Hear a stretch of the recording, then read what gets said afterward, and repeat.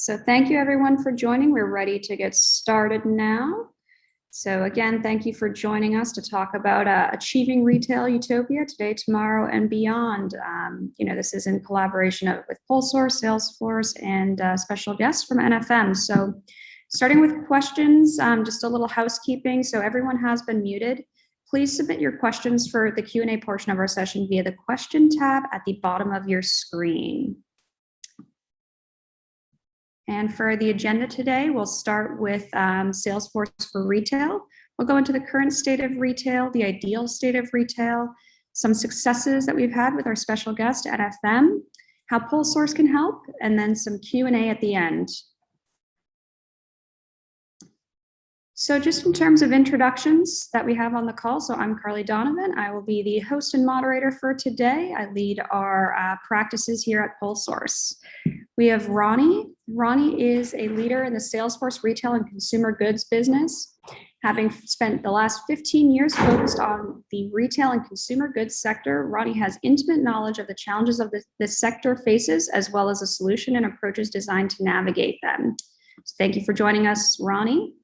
Moving on to Robin. Robin Messerly is the Director of IT at Nebraska Furniture Mart, or you might hear referred to as NFM on this webinar. She's been with NFM for almost 20 years, so she has seen a lot of changes over the course of 2 decades in the retail sector. Her team is responsible for implementing and enhancing their Salesforce platform. So thank you, Robin, for joining us. Moving right along, we have Dave McCall, who is our Service Cloud Practice Director at PolSource. Dave has 20 years of service experience implementing service in a variety of verticals. Dave has been with PolSource for 3 years and is responsible for delivering excellent customer service experiences with Salesforce. Thank you, Dave, for joining. We have Lauren Noonan. Lauren Noonan leads the Global Marketing Cloud practice. She has been with PolSource for 3 years and in the marketing ecosystem for 11 years in a variety of roles, starting all the way from an end user to marketing strategist and managing marketing teams. Lauren's based in Boston, Massachusetts. So thank you for joining, Lauren. And last but certainly not least, we have Preston Adams, who is our Sales and Commerce Practice Director at PolSource. Preston currently lives outside of Denver, Colorado, has over 9 years of experience in cross-cloud solutions, which includes building, designing, and enabling customer experiences on the Salesforce platform.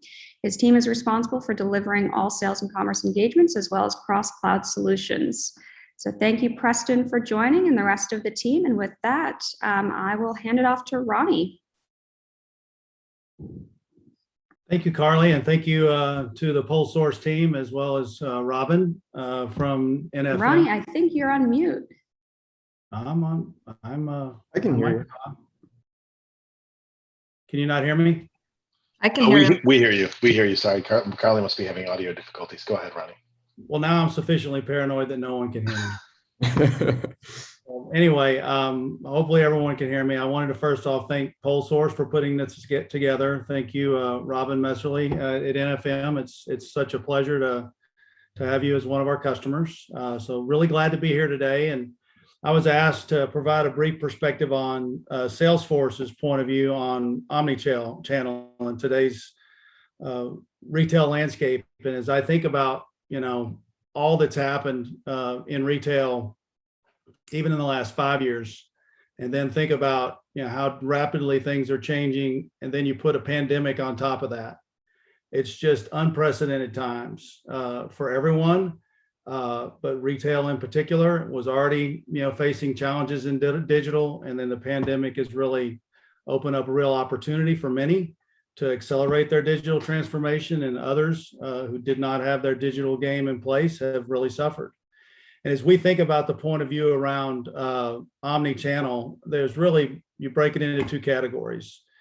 If you think about the digital first consumer, 84% of consumers say they like being treated like a person and not a number.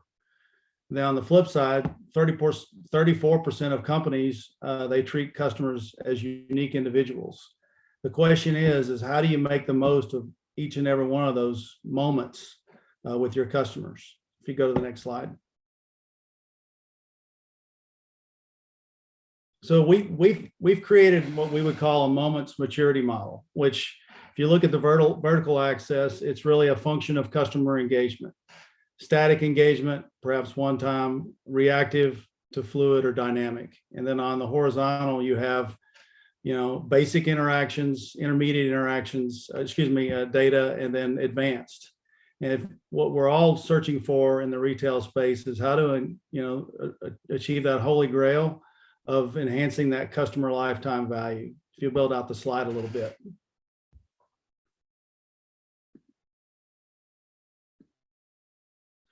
So many of our customers, are kind of in this first bucket where they're doing standalone communications. Oh, still there?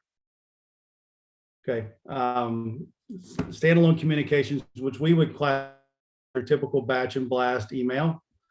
However, as many of our customers are moving up to more connected campaigns, being intentional and relevant to their customers, they're orchestrating journeys where you're delivering the right information at the right time, and you're constantly adapting based on different channels, be it typical email, mobile, and social, but all looking for ways to touch your customers in increasingly relevant places with the right messaging.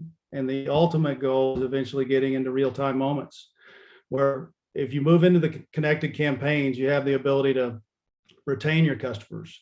But when we start to get into the real-time moments, that's more about the connection of a customer who is armed with all the right information around your experience, and them connecting with an associate who has equal amounts of information about that customer and is best positioned to serve and take care of that customer. And I used to say with retail, it was like bringing a knife to a gunfight.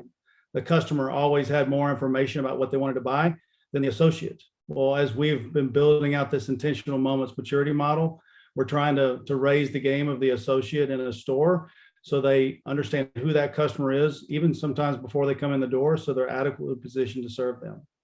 You go to the next slide. As you think about Salesforce, so what we try to do is, we're a digital first platform, purpose built, and we place the customer at the center around our platform. And then we're trying to help our customers navigate the digital imperative by driving real-time engagements that cover across commerce, sales, service, and marketing. And we want to build that on an elastic infrastructure that can scale to deliver all the right insights at the right time, both to associates and customers, to maximize that customer lifetime value. So that's a brief perspective on Salesforce from an omni-channel perspective. Carly, I'll turn it back over to you. Thank you, Ronnie. And with that, I'm actually going to hand it off to Lauren to help kick off the current state of retail. Thank you again, Ronnie. Thanks, Carly. Thanks, Ronnie. So as Ronnie had alluded to, it's no secret that the last year has really expedited change within retail, both in a challenging way, but also in a really opportunistic way. I think as end consumers, we've all experienced the gamut of these challenges outlined here, major supply chain issues, shipping delays, unexpected product delays, changing the in-store experiences. In a lot of cases, some retailers completely lost their in-store experience for a really long duration of time and had to think on the spot about how they could, switch to curbside, switch to delivery, and really start integrating their in-store experience with their digital experiences. Marketers felt very overburdened with having to, be responsible for driving their end customers into their commerce channels, to complete those purchases now that the in-store experience has completely changed, and really identify how do they deliver those, real-time in the moment moments that Ronnie just explained, and how do they do so in such a way that when they do drive them to commerce or do drive them into the sales or service channels, that those channels are equipped to know who those customers are and deliver that, seamless experience between those digital silos.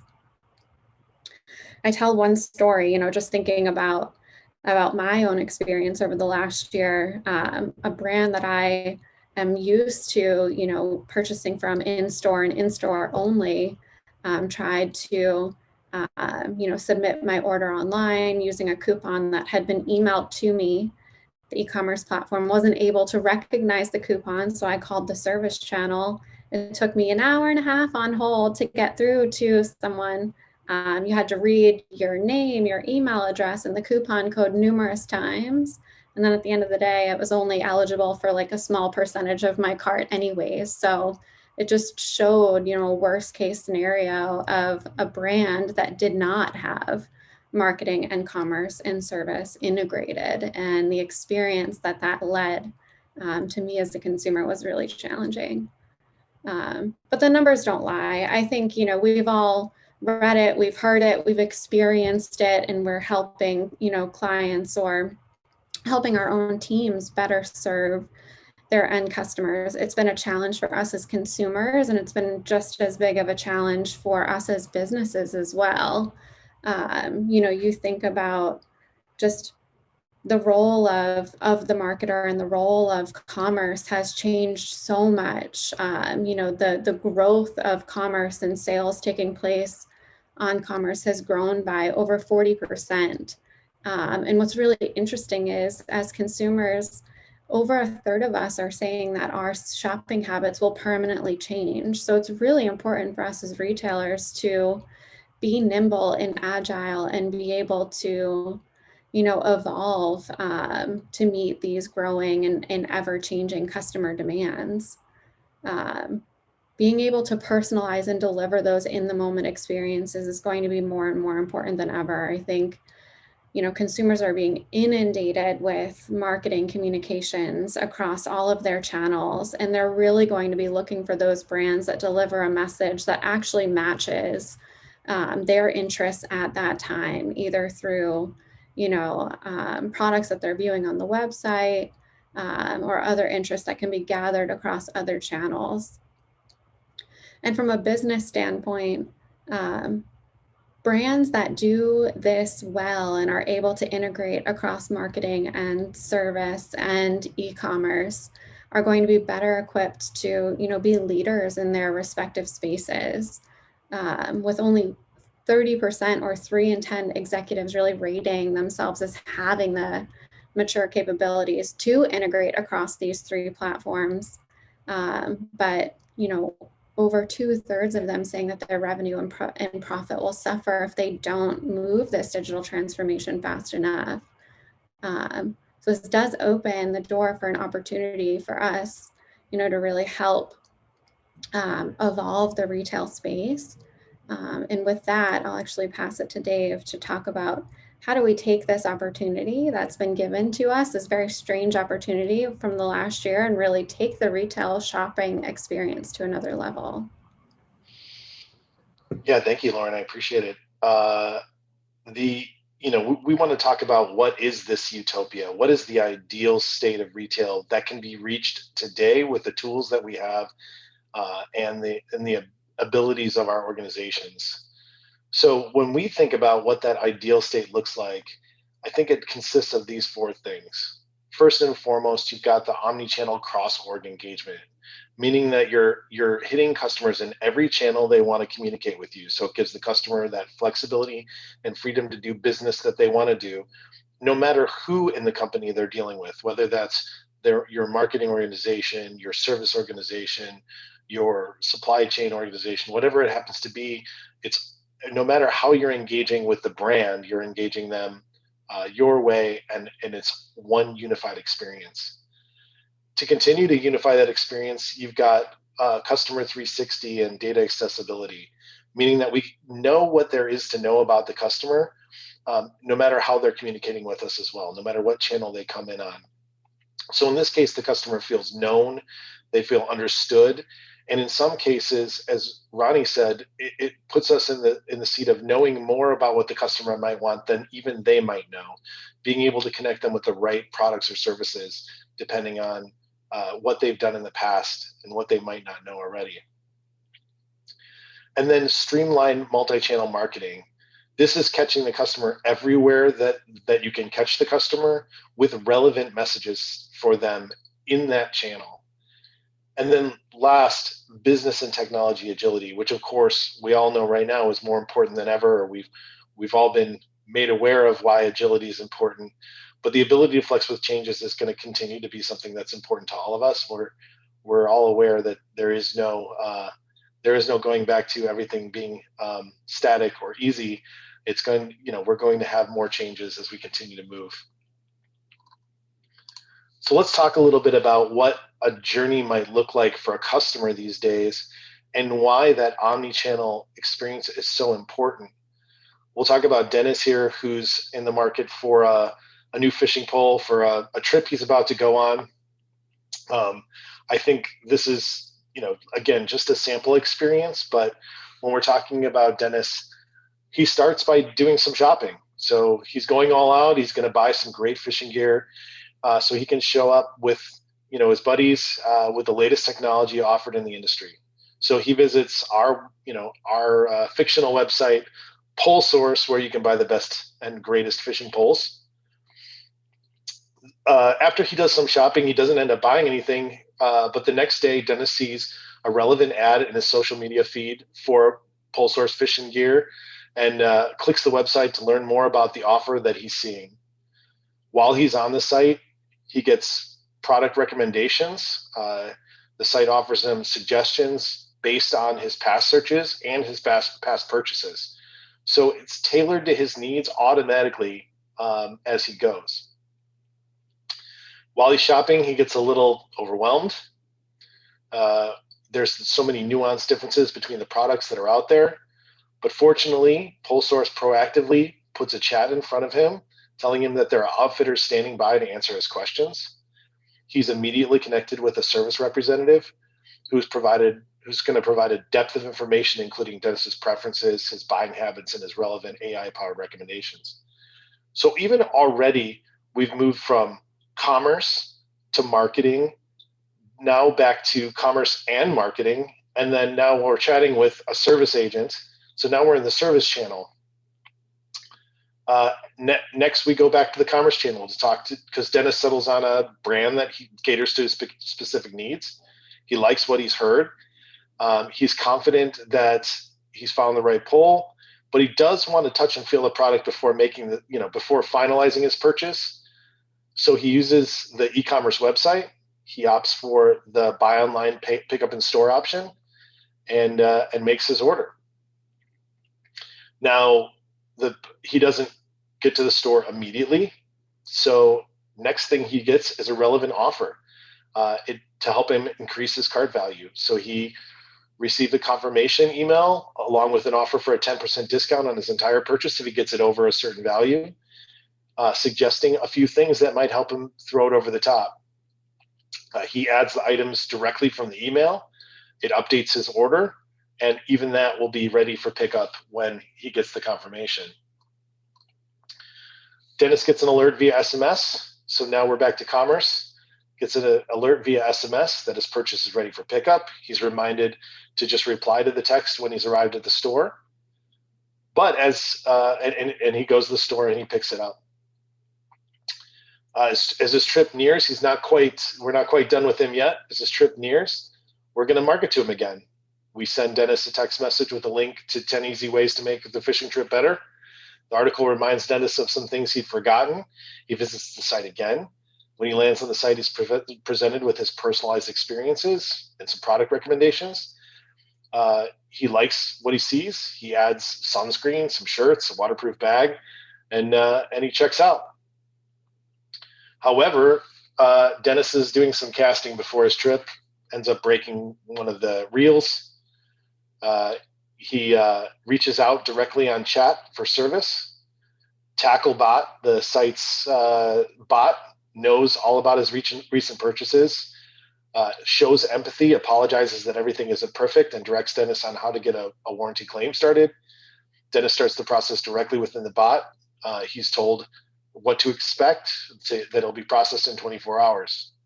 Unfortunately, our friend Dennis here is feeling a little antsy. So we're in service with the bot. He's feeling antsy. And now he decides to call in. Still in service, Dennis calls looking for an update. The automated system asks if he's calling about the pending warranty claim that he has because it knows. No need to talk to an agent. He's told told about the claim process. He's told that he'll be notified within the next 4 hours, which is the remaining time between when the warranty claim, remaining time in the warranty claim response SLA. So he's notified an hour later that his claim has been accepted. He's been offered the option for an in-store exchange or an exchange by mail. He wants the in-store exchange. Now back to commerce. He goes to the store.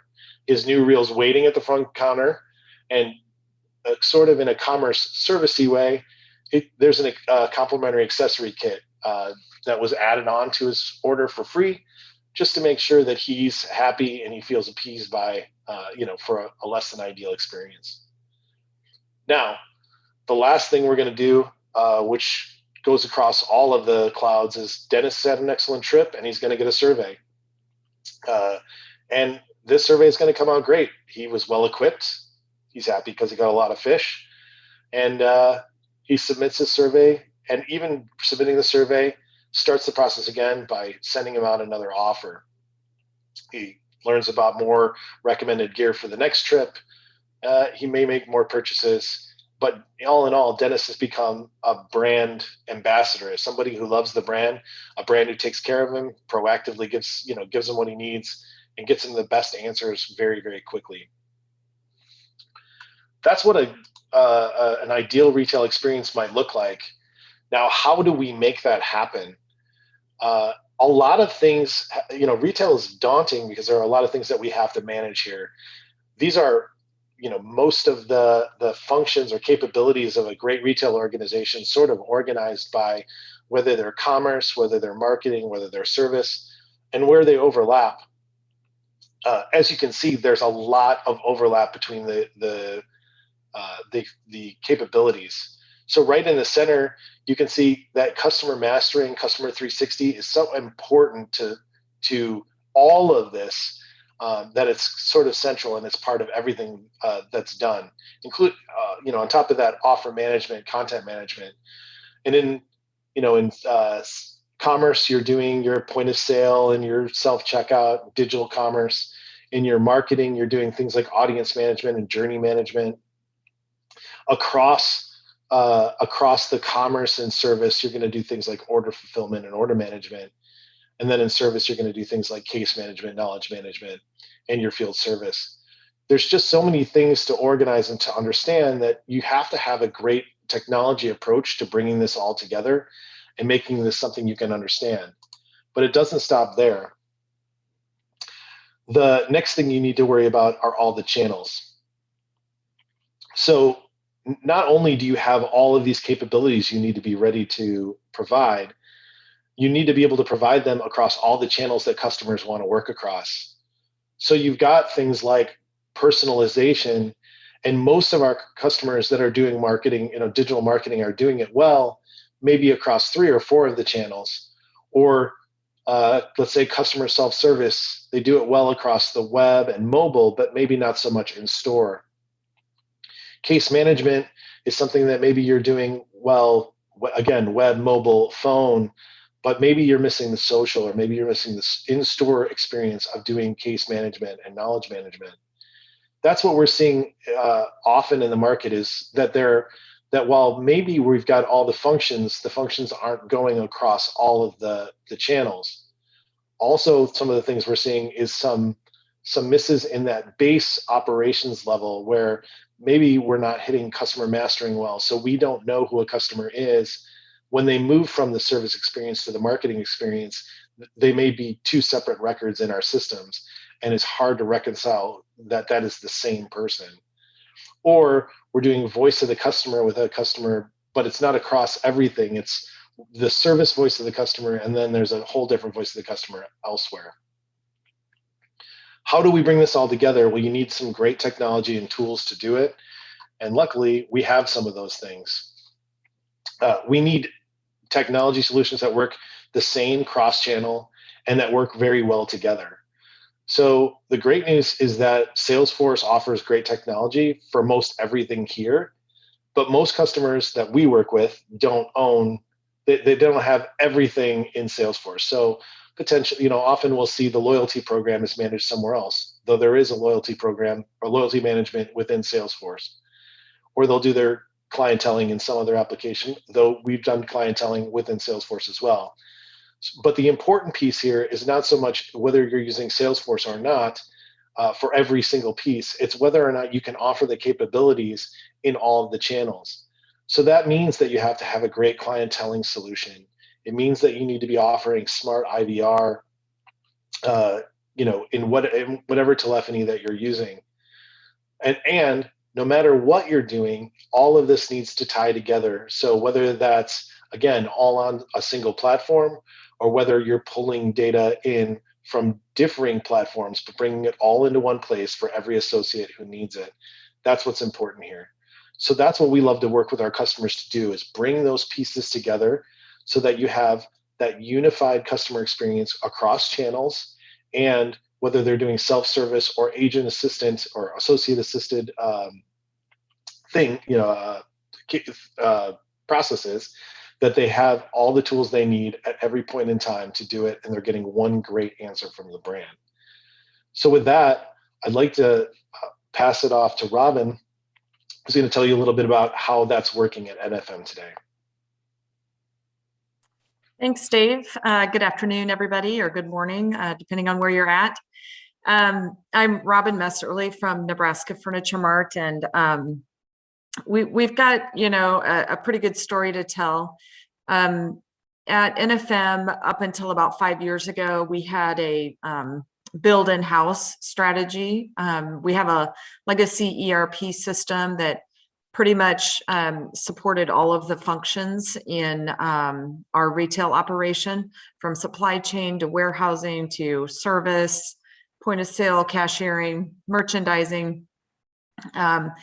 And so we pivoted our strategy and decided that we would start looking for best in breed solutions to support our business strategy, so that we weren't constantly trying to catch up, but we were relying on best in breed solutions to keep us ahead of the game. So part of that decision was to purchase Service Cloud for our contact center and our other call queue agents. And so one of the things that we needed to do was, rather than having the 100% of our business logic and our data living in our ERP system, we wanted to extract that and let these platforms create and use data that it needs, instead of having point-to-point connections for every piece of data that we need. So set forth on that strategy, and we're building out a middleware layer that allows us to kind of reduce our reliance on our ERP system. So part of that is Service Cloud now is able to use this middle layer to get the data that it needs, instead of connecting to our ERP system. So that was a unique challenge that we were up against. And then, as you know, with the pandemic, many showrooms, physical brick and mortar showrooms, had to shut down. Our business was no exception. Thank goodness we still had our e-commerce channel that was open 24/7. And then we saw a huge increase to our call center. Their call volume more than doubled. So we were thankful that we were able to have just implemented our first release of Service Cloud. So I'll tell you a little bit more about that. But at the onset of the Service Cloud project, we had a few goals. The first one was to provide our customers with more self-service options. So that would, of course, reduce the number of calls that come into our agents, and then reduce the amount of time needed for training. So our legacy ERP system is a traditional green screen mainframe type application. And our agents often needed to bounce in between like 11, 12, up to 17 screens to service the customer. So we definitely wanted to reduce the training time by getting them into one portal. And then centralizing that customer experience into a portal that not only our contact center can use, but ultimately anybody in the organization can see from a single pane of glass, the customer 360 experience. And then the final goal was to reduce the agent call duration time. And, part of that is just simplifying their process. Now they don't have to bounce between 17 screens to get what they need to help the customer. So we went live with our first release of Service Cloud in late March of 2020. So it was about 2 weeks after we were all sent home to do our jobs. So for anybody in IT, traditionally you've got the war room set up and everybody's burning the candle at both ends and everybody's doing their part to get implemented. Well, we were all doing our parts from home. So it looked completely different than a typical implementation, but it was wildly successful. We also, used to be in a classroom setting to train our agents, but that was all virtual. So we had to pivot pretty quickly and still go live within a week of when we had planned. So right now we have 396 users on our Service Cloud application. And in the coming months, we plan to expand that to our service counters, which is, I think, around an additional 50 folks or so. And then after that, we'll be expanding to our delivery operations group, which in total, I think we'll have about 700 agents on Service Cloud then. Since we launched in March of 2020, so a little over a year, we've had about 645,000 cases opened, so about an average of 1,600 cases a day. Our online support team uses Service Cloud exclusively for responding to chats and emails. Our processes like claims and issuing courtesy discount letters, we've implemented that in Service Cloud. And so they're just so much simplified from what our agents used to have to do to issue a claim or a discount letter. So that's been a huge win for us. And then March 8th of this year, we implemented our first self-service for our customers, where we send them a text message that their order is fulfilled and then give them a link to manage their dates for delivery or pickup. And so that's hosted on Service Cloud. And in 7 weeks' time, we've had over 18,000 people manage their dates successfully without having to talk to an agent again. So as you can see, we're doing things to reduce the calls coming into our agents. And then last September, this is another big win for us. We implemented our first chatbot. So this is really our first experience with a chatbot and artificial intelligence. We had a little bit of fun with it. So we named him Marty, and our branding team came up with a cute little robot character for him. But Marty allows customers to interact with this chat session, and then they can do many things with their order and with their account. A lot of inquiries they can do, a lot of management from Marty with no interaction with an agent. So again, reducing calls. But since September 17th through the end of April, Marty resolved almost 93,000 chat sessions himself. So highly encourage people who have considered a chatbot to really take a look at what that might mean for your organization. So that automation has been a huge help for us. So as we look into the future, we intend to, as I mentioned, roll Service Cloud out to many other areas of the organization. And we're just starting to have conversations with Salesforce about a CDP to really help us connect all of the platforms so that we can create that 360-degree view of the customer. So we're looking at integrating our marketing cloud, our commerce cloud, our service cloud, and maybe some of the other platforms that like our install agents use, and they might take pictures in the home that would be useful for our service agents to have available to them.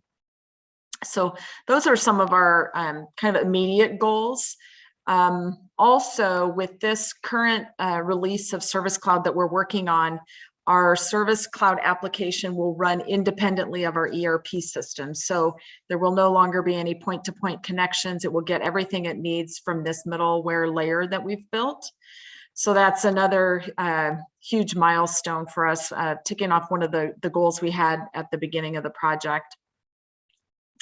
And then I just wanted to mention a little bit about the role of PolSource in our project. I know many of the great folks from PolSource are on this call today, but you know, it's been a real pleasure for us, and I can't say that about all of our partnerships.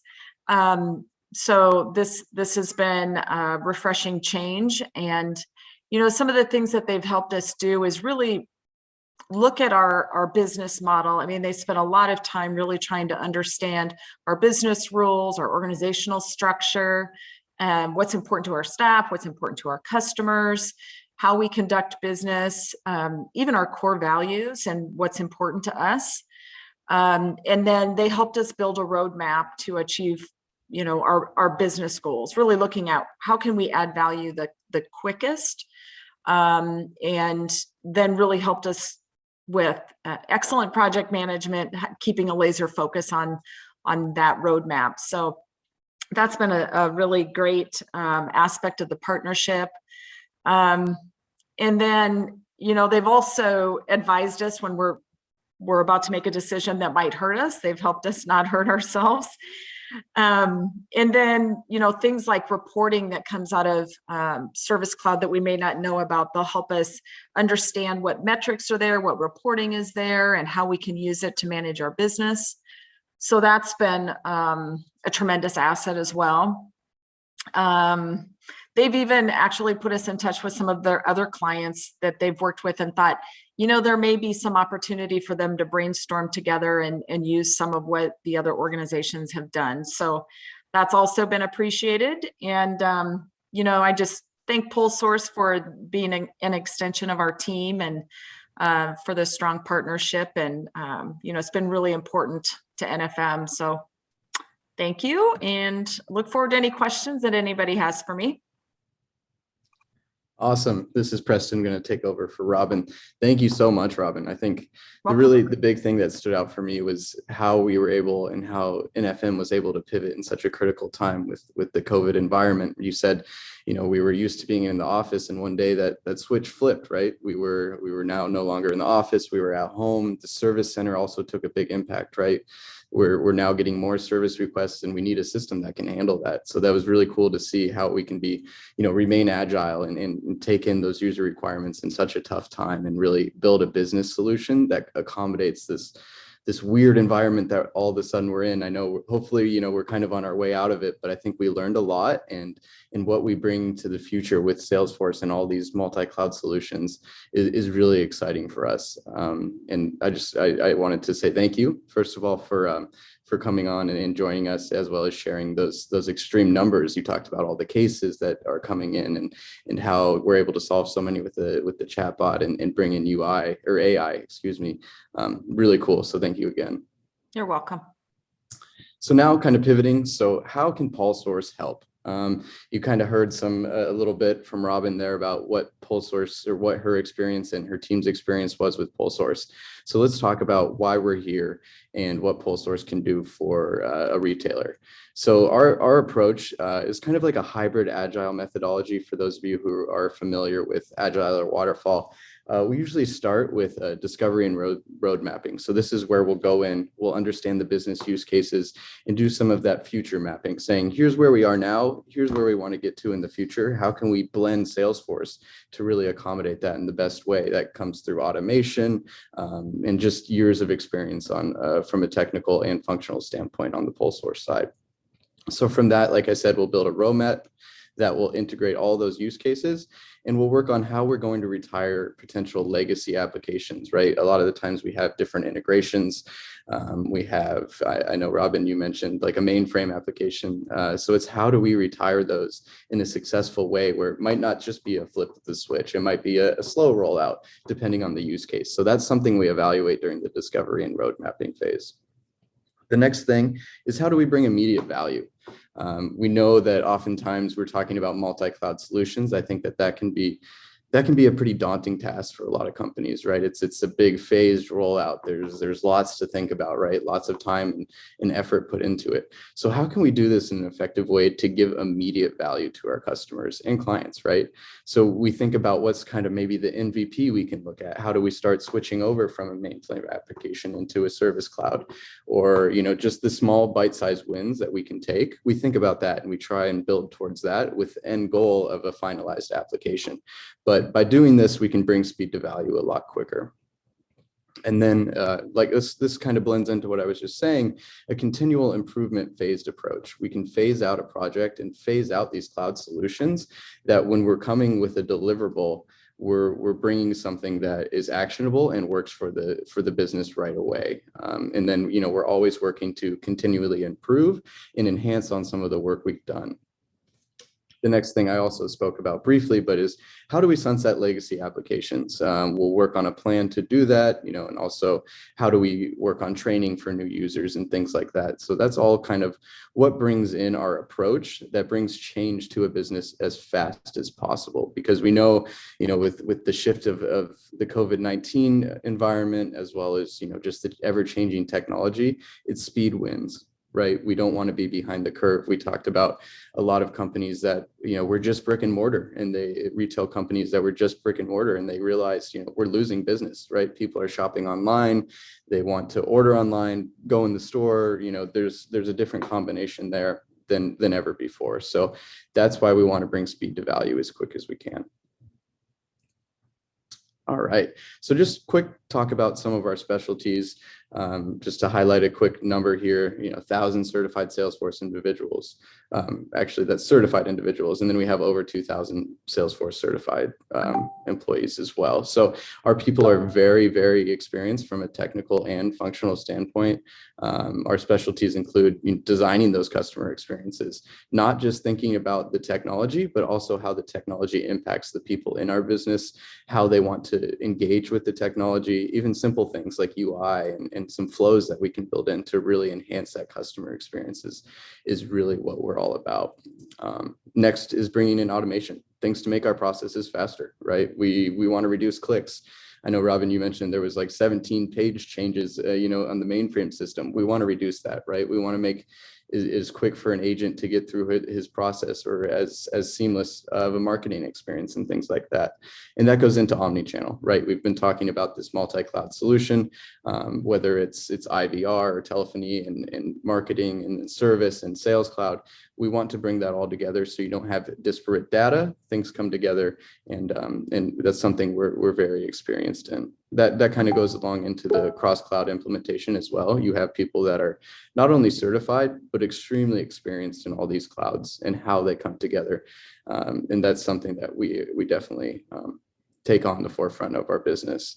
And then integration. I know, Robin, you also mentioned that kind of integration middle layer. We have tons of experience from a technical standpoint on how to integrate with old legacy systems, maybe new systems, things like app exchange packages and things like that. We are extremely well versed in that. So I know that was a lot of information. Just wanted to share a bit about PolSource and how we like to help our clients and how we hope we can help the future of retail and bring people into the new centuries and in the new world we're facing. That's it for me. I want to hand it back to Carly, and we'll, I think, dive into some Q&A. Awesome. Yeah. Thank you. Thank you, everyone. Thank you, Preston. So right now we're going to go into some Q&A. So we've gotten a few questions coming in. If you have any, please direct them to me, and we will field as many as we can in the last few minutes here. So the first one, kind of a fun one. What does MARTY stand for? So it is actually not an acronym. Robin, do you want to answer that one quickly? Yeah, it's just kind of a play on Nebraska Furniture Mart, MARTY. We also have a good friend, Marty Kilbane, that we like to tell we may have named it after him too. So it might have multiple personalities. No, awesome. Thank you. And actually, funny enough, Marty Kilbane is on the call with us. So thank you, Robin. So next question, this one is directed to Laura, or I'm going to direct this one to Lauren. So how can the new Salesforce C360 audiences solve issues around cross-cloud integration? Thanks, Carly. This one's a fun one. I am definitely a data nerd, so I love this new platform. It helps not just marketers, but end users of sales, service, and marketing better segment their customers. And it also helps break down some of the silos between systems. What C360 Audiences does is it gives you a platform to integrate your various data sources, both Salesforce, but also external to Salesforce. And it will identify a customer across all of those different platforms or data sources and unify them into one known customer so that you can aggregate the data that's available across all of those touch points and get that true 360-degree view of the customer so that you can better target your customers through marketing, better know who your customers are when they call into your service center, and also serve up those personalized offers and recommendations through commerce. Awesome. Thank you, Lauren. So the next question, this one I'm going to direct to Preston. So what should traditional brick and mortar stores be doing in a post-pandemic world, and how do you reinvent yourself? Yeah, I think, just to use an example as a just brick and mortar store before the pandemic, their storerooms got shut down, their storefronts got shut down, and a lot of people were at a pivotal decision, right? Do we build an e-commerce site, right? Do we have a place where our users can go in and actually check out online and receive shipping and everything from there? That brings me to the future. The future, I don't believe is necessarily completely changed before it was COVID. I believe that we'll go back to brick and mortar. I just think there'll be a kind of a different handshake, right? More people might start their shopping experiences online in like an e-commerce site and then move into brick and mortar. Some people like the touch and feel, right? If I'm buying, let's use the fishing pole example. I want to go reel that pole, see how it feels in my hands.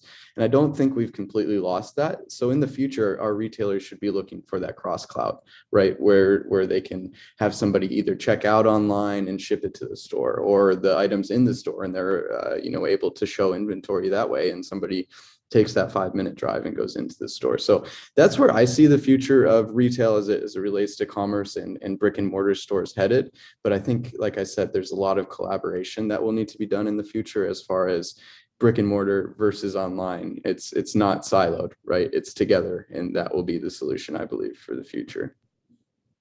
Awesome. Thank you, Preston. So let's go to Ronnie for this next question. So Ronnie, we have a question that is, what solutions do you recommend for customer personalization? Great question. Salesforce over the time has, really matured our what I call customer 360. And right now, in terms of personalization, it's an Interaction Studio, which is our drag and drop segmentation and personalization, and that'd be what I would recommend. But you really need to have a strong data foundation in order to really take advantage of that. It's very sophisticated, so it's not necessarily meant for those who are just getting started. But if you're mature in your marketing with your customers, then I definitely think it's the next place to go in terms of driving you further up the value chain with your customers. Awesome. Thank you, Ronnie. So the last question, the last 2 minutes here of the Q&A session is going to go to Dave. So what are the first steps to start the process of evolving your retail solution?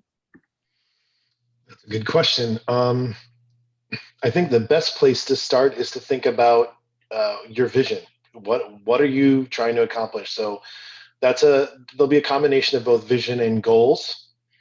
You're going to want to think about where you're trying to get to, what's the long term, what's the midterm, short term, long term plan, where are you headed. And then from there, it's making a great plan, a great roadmap. Now, I want to say in between those two steps, the right next step is to call PolSource, and we'll help you build out that roadmap, thinking through all the different pieces that you might have in place. But that's, those are your first two steps. And then piggybacking on what Ronnie said, then the next most important thing is to build a solid foundation. You can't do what we're talking about doing without really having the data about your customers and unifying the data about your customers. So as we're talking these things through, you need to do that. And then I think last but not least, if you haven't already, focus on the fundamentals, the blocking and tackling of service, the blocking and tackling of marketing, the blocking and tackling of commerce are all so important. So get your self-service channel right in service. Get your e-commerce platform working very well. Get your marketing going across all channels. And then once you've got that, now it's just a matter of connecting them all together using that solid foundation that you built, and then these well-run fundamental pieces. So it's a game of dominoes. You need to kind of put it all together, and then you should be able to push that first domino and everything fall after that if you do it all right. So I think that's kind of where you start is setting those things up well and building a good plan. Awesome. Thank you, Dave. So we do have a few more questions that came in, so we'll respond directly to you after this, since we just don't have any more time to go through questions, but thank you for those, and we'll follow up with you directly. So again, thank you everyone for joining. We appreciate you spending an hour with us on this fine Thursday. So if any other questions come up, anything you want to chat through, you can contact us at hello@polsource.com. And again, thank you so much for joining the Retail Utopia webinar with us. Have a great rest of your week.